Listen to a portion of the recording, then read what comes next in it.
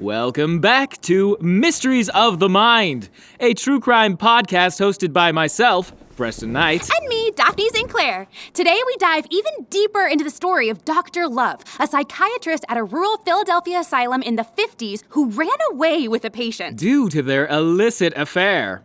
Our favorite detective, Daphne, managed to get her hands on never-before-seen records, previously thought to be lost to history. We're unveiling Dr. Love, a.k.a. Dr. Burnett, and her patient-turned-lover, Hazel, and how their relationship came to be. Last time on Mysteries of the Mind, we covered Hazel's new diagnosis, emotionally unstable personality disorder. Not to mention their first date.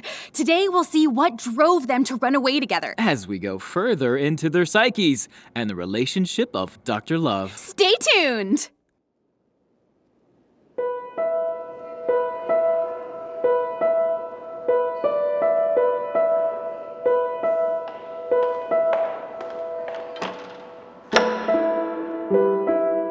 My Appavoo presents Dr. Love, an audio drama.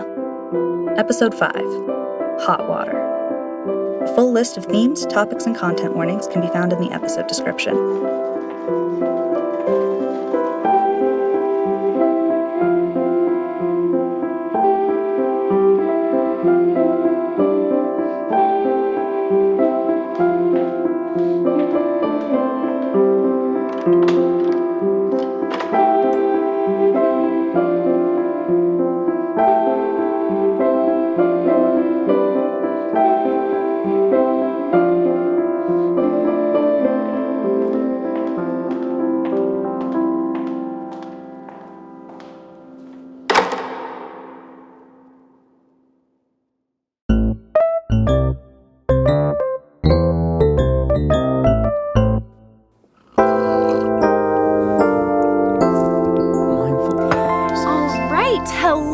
Let's get into it. This is our favorite segment. We like to call it Mindful Musings.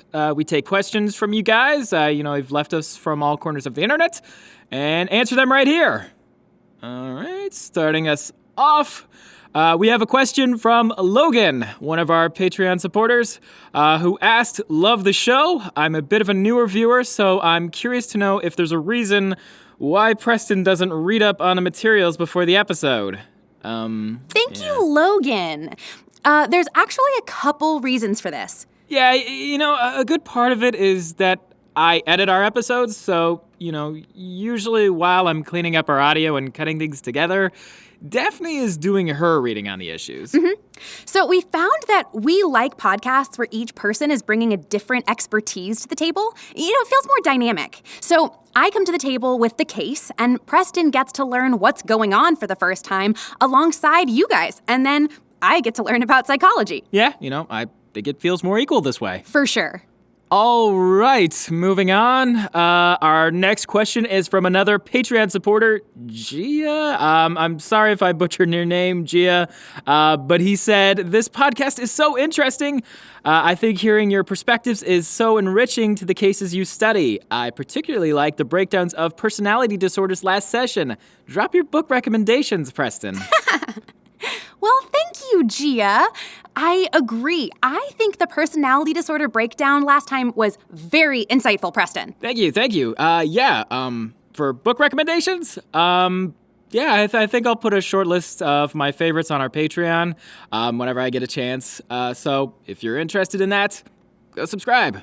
All right. And last question? All right. And our last question is also from a Patreon member. Yeah, there was a lot of good discussion over on our Patreon last week. For sure. All right.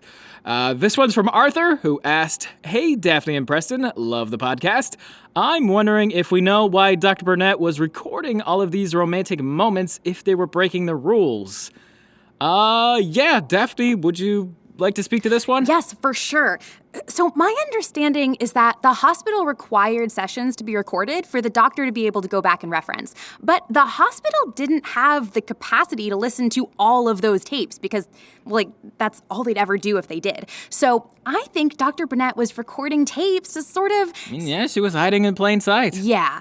You know that saying, don't do something illegal while doing something illegal? Yep. I think that's what was going on. I either that or, I like to think that Dr. Burnett wanted to be able to maybe take these one day, as mementos to her and Hazel's love story. Oh, probably the first thing. Yeah. Well, that's it for Mindful Musings today.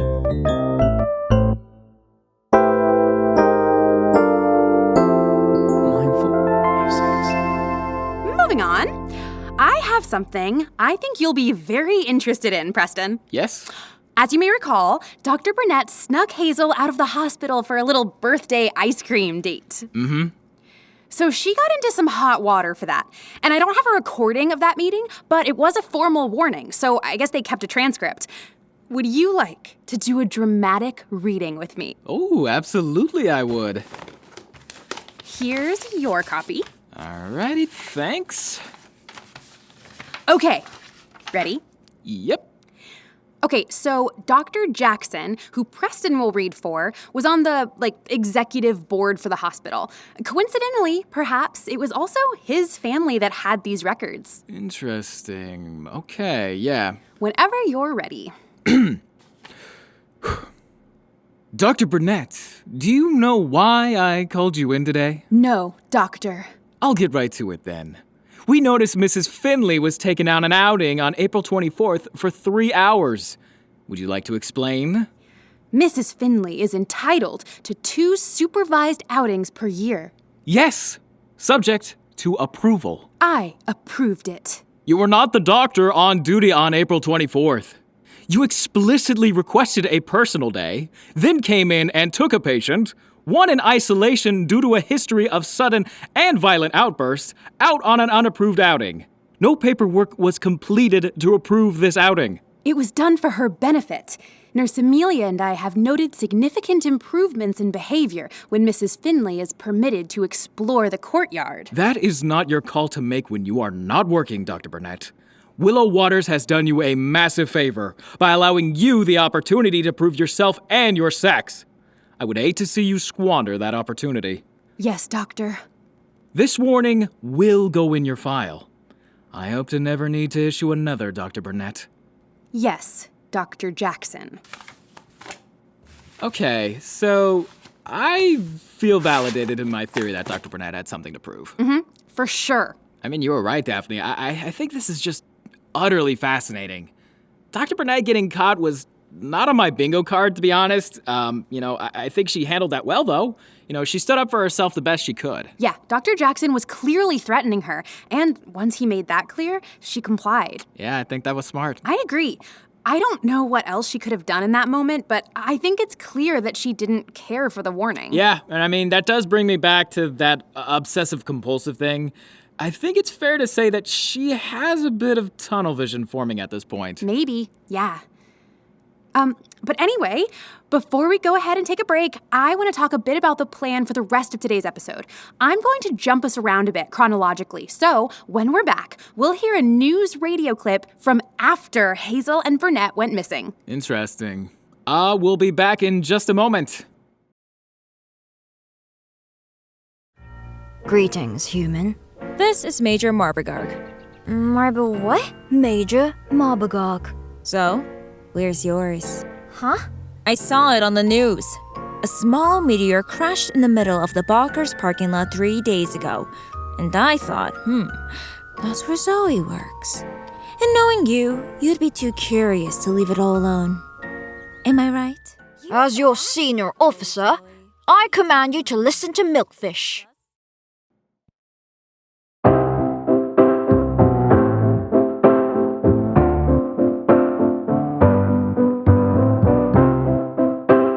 Good evening. This is Martin Moores with your 5 o'clock news. Tonight, we start with a special alert for all Pennsylvanians. A psychiatrist and an asylum patient have gone missing. Dr. Burnett was a psychiatrist at an asylum outside of Philadelphia, notably their first female doctor.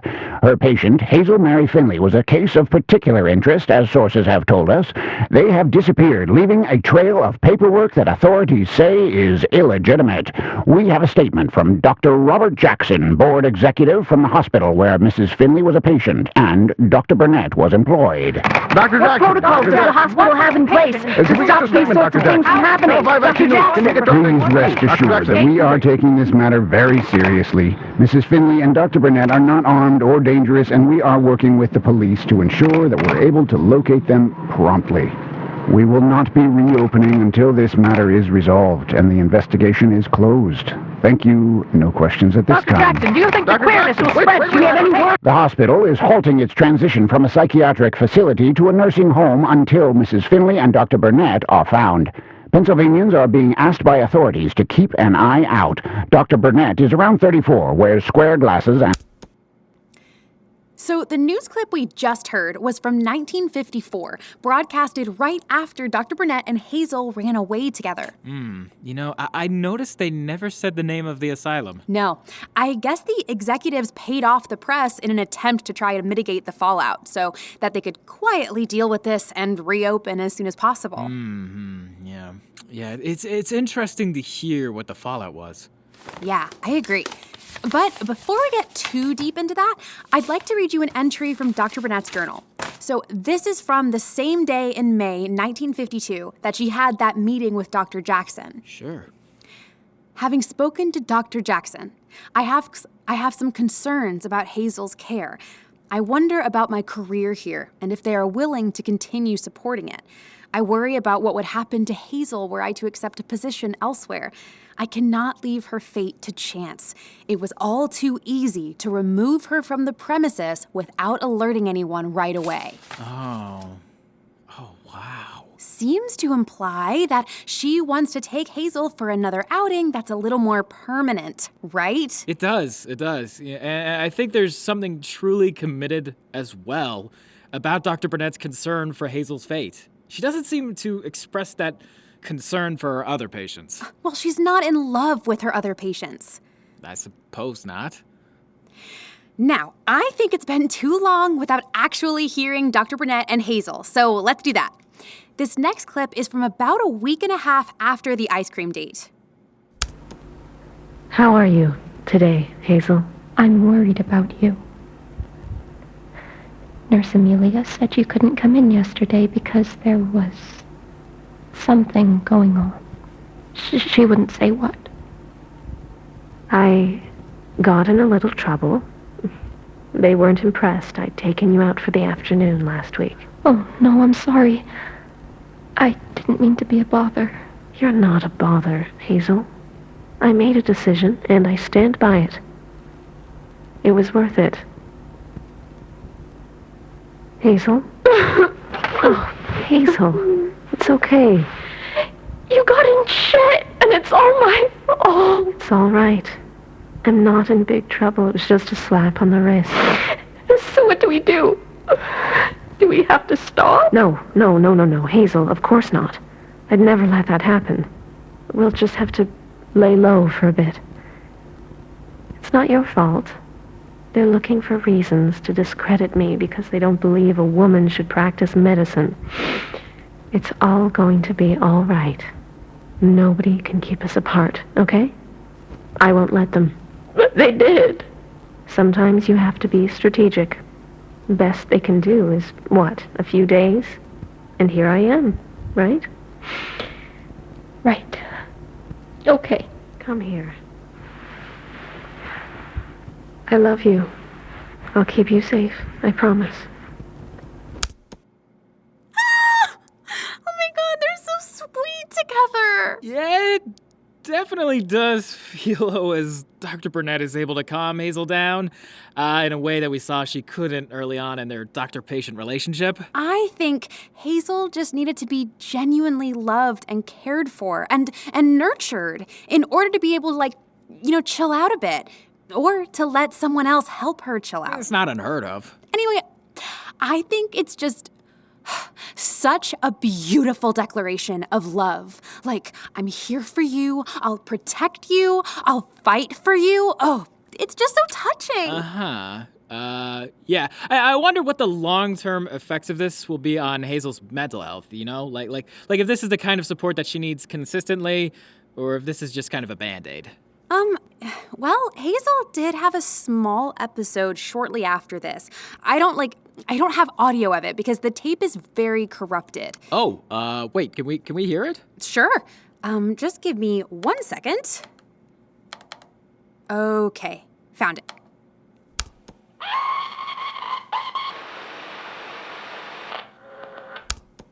Yeah, it's not a pleasant sounding tape. I do have Dr. Burnett's notes about it somewhere. Here.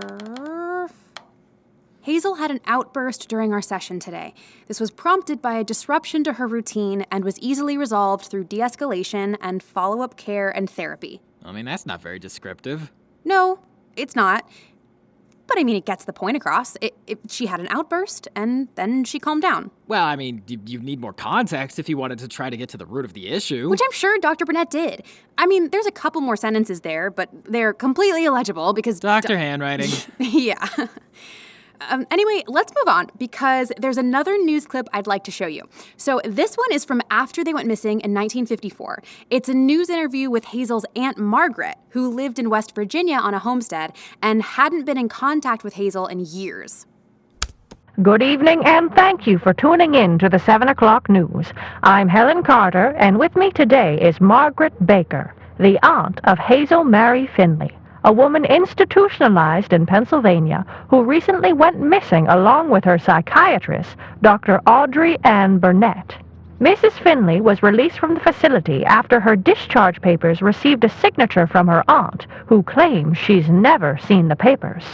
Ms. Baker, how did you find out about all of this? Well, Helen, I found out when the cops came knocking at my door, asking if I'd seen my niece. I told them no, I hadn't seen her since her wedding. They showed me my name on some papers I'd never seen before, and a signature that looked nothing like mine. Well, I showed them some of my legal documents to show them it couldn't have been my signature, and I told them again I hadn't even known where Hazel was. That certainly sounds disturbing. It was. I had no idea I was supposed to be Hazel's guardian. Truthfully, I didn't know where she was or what had become of her.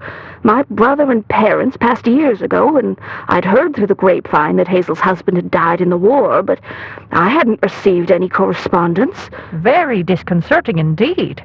Is there any legal action being taken? I've been cooperating with the authorities, but to be frank, I don't know who I'm supposed to be fighting myself. I'm not sure if Hazel said I was her guardian or if her doctor had done so, or the hospital. I hope she's all right, but I doubt I'll ever hear from her again. Wow, so paperwork was forged. I mean, this wasn't just a regular outing they never came back from. No. Dr. Burnett was much smarter about it. You know, I don't know if it was smarter. I mean, this implicates her criminally, whereas if they just left and never returned, it could be assumed that they were involved in a horrible accident. Yes, but it also could have been assumed that Hazel had had a violent outburst and and she'd been, criminally responsible. So this was Dr. Burnett doing what she said she'd do, protect Hazel. Yeah, I don't know. Well, think on it while I play us a clip from another session. We're going to skip ahead a few months because, honestly, most of their session after this are them chatting and sharing stories, and while it's very cute, I want to get to the juicy stuff. This is early 1953. I'm just going to plop us in partway through their conversation. I couldn't handle the texture the old ones got after a while. They get clumpy, which makes it hard to manipulate the paints on the paper. But also if it touches your skin, it feels slimy, which makes me want to vomit. So Nurse Amelia brought in some new paints for me, which is very kind of her. That is very kind of her. Can I see the painting you did?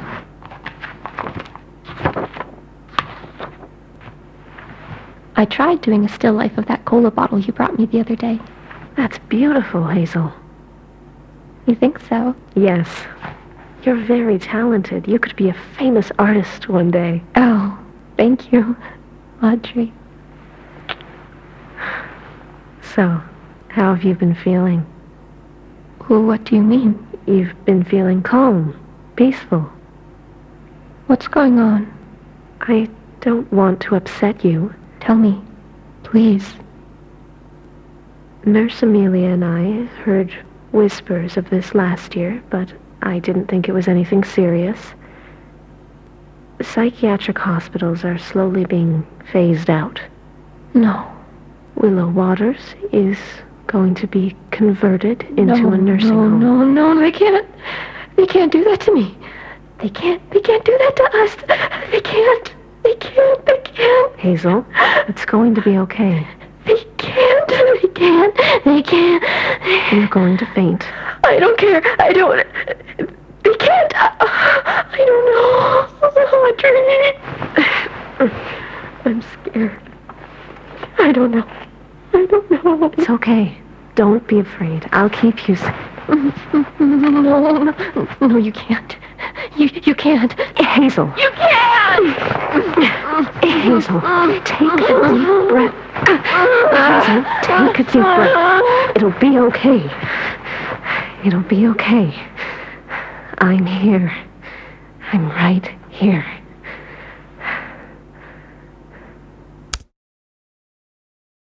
Curious about the Patreon page Daphne and Preston keep referencing? Well, we've got bonus content over on the Dr. Love Ko-fi. If you're interested in ad-free episodes, all the scripts, exclusive content, and more, check out the link in the description to head to our website for more information. What the hell? Adam runs until he no longer sees the creature following behind him, but he notices that the hospital's layout has changed. Tune in to Milkfish wherever you listen to podcasts.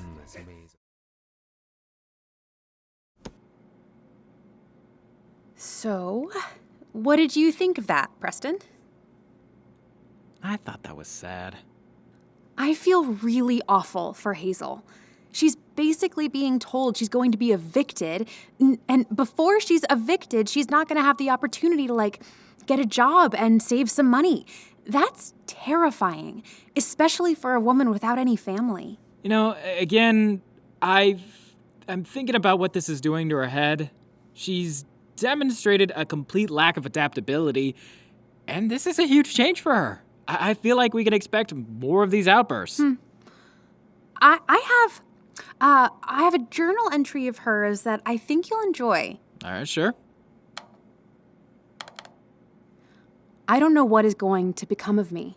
Audrey says that everything will work out and I'll land on my feet, but I can't help but feel stuck. Nobody has given me a plan. Nobody has told me what to expect. I have nothing to my name, aside from my diagnosis, which feels like a debt rather than an asset.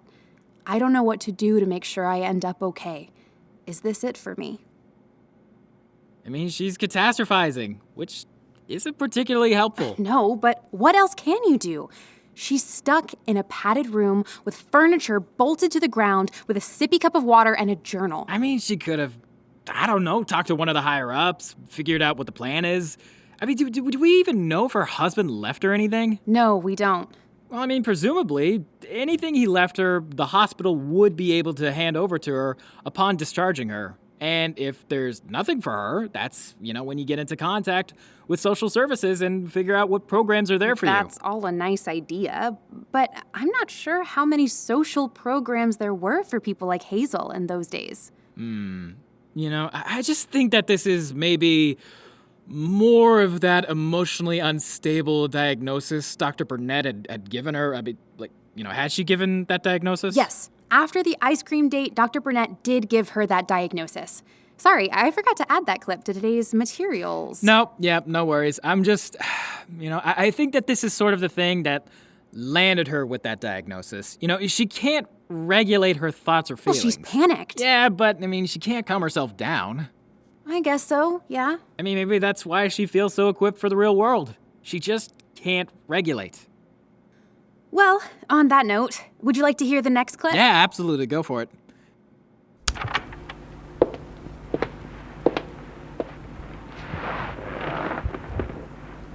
How are you feeling today, Hazel? You forgot your notebook. I don't want to take notes. I want to help you right now.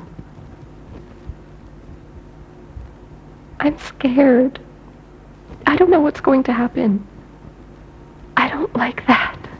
It's so uncomfortable. I feel like I'm hovering and I can't see a stable place to land. I've never known a life without someone taking care of me. First it was my parents, then my grandparents, then Charles, then Dr. Green, then you. And it'll still be me. But what if it isn't? What if you can't take me with you? There's nobody who can sign me out, and there's no way I'm well enough to leave even if there were. There's nothing for me out there either. Charles's parents sold our house. I have nowhere to go, nobody to go to. I can't be on my own. Hazel, slow down. Take a breath. There's no time. There's months. Take a breath.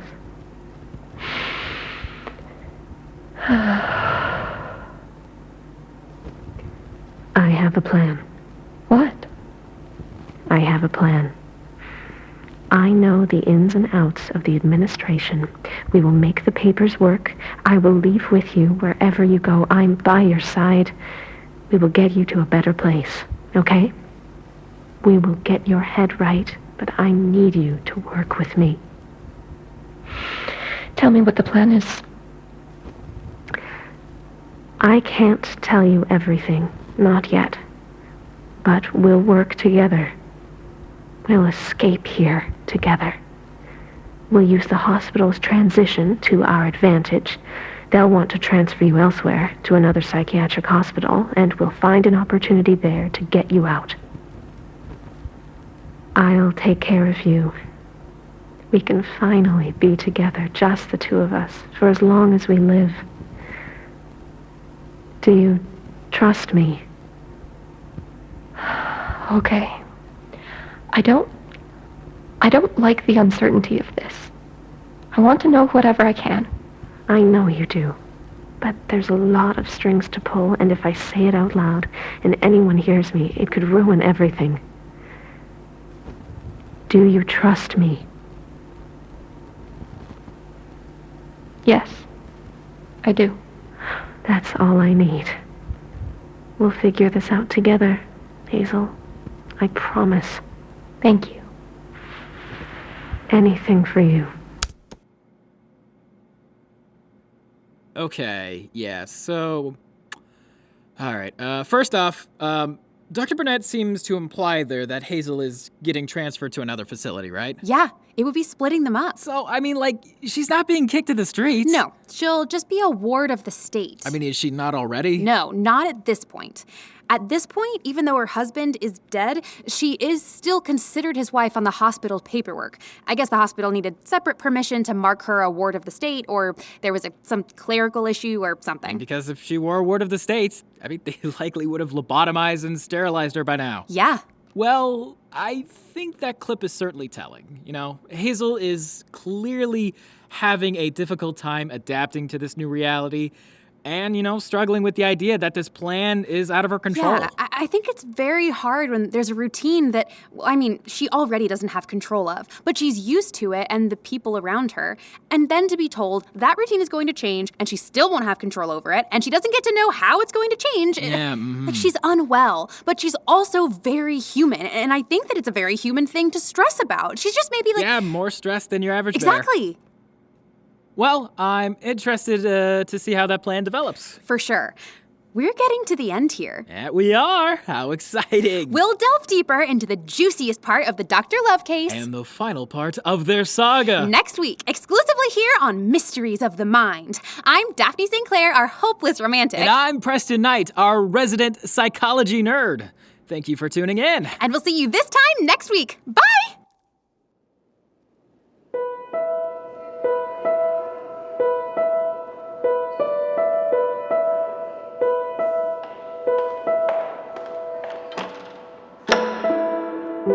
Dr. Love is written and directed by Maya Appavoo and produced by Maya Appavoo and Monica Gate. Starring the voice acting talents of Madeline Harsh as Daphne, Jacob Martin as Preston, Abby McDougall as Dr. Burnett, and Emily Lizotte as Hazel.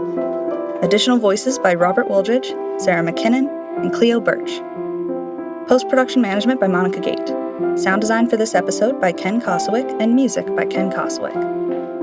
The full list of credits and disclaimers can be found in the episode description or on our website, appoova.ca/portfolio/doctorlove. Follow us on social media. We are at Dr. Love Pod on everything. Dr. Love is supported by the Edmonton Arts Council and the City of Edmonton. Thank you for listening.